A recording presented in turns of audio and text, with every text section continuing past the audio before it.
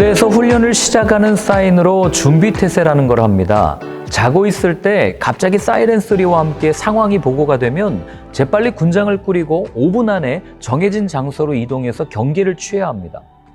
늘 전투를 준비해온 부대는 일사불란하게 전투 준비를 끝내는 반면 준비되지 않은 부대는 허둥지둥합니다. 준비한다는 것은 늘 마음에 품고 있다는 것을 의미합니다. 학생이 시험을 준비하며 미리 계획을 짜고 공부하는 건 마음에 시험을 두고 있기 때문입니다. 예수님께서 천국은 준비하는 사람의 것이라 말씀하시며 열처녀 비유를 말씀해 주십니다. 종말에 비추어 예루살렘에 대한 심판을 선언하시며 제자들에게 깨어서 하나님을 섬길 것을 요구하십니다. 마지막 때를 준비하는 태도로 열처녀 10달란트 비유를, 마지막 때의 심판에 대해 양과 염소의 비유를 말씀해 주십니다.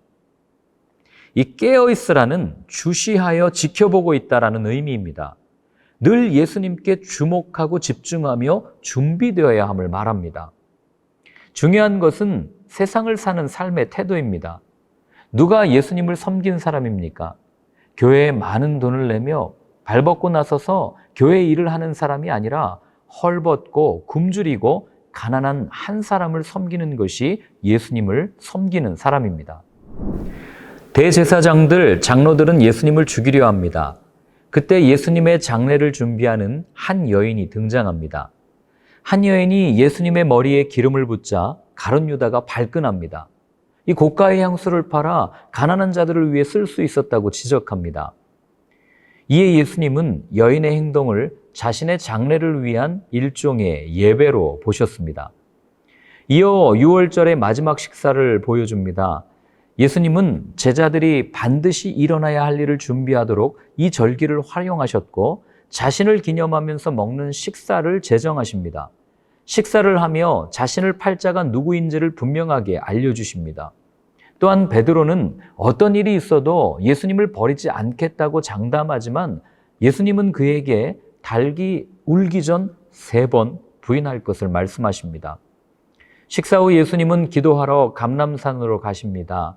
너무 슬픈 나머지 자신에게 주어진 잔을 피하고 싶어 하십니다. 드디어 하나님의 때가 되었습니다. 예수님은 체포당하시고 제자들은 뿔뿔이 흩어집니다. 공회 앞에 서신 예수님은 그동안 아무 말도 못하던 종교인들 앞에서 신문을 당하십니다. 신문 결과 예수님은 신성모독죄로 정식 재판에 회부됩니다.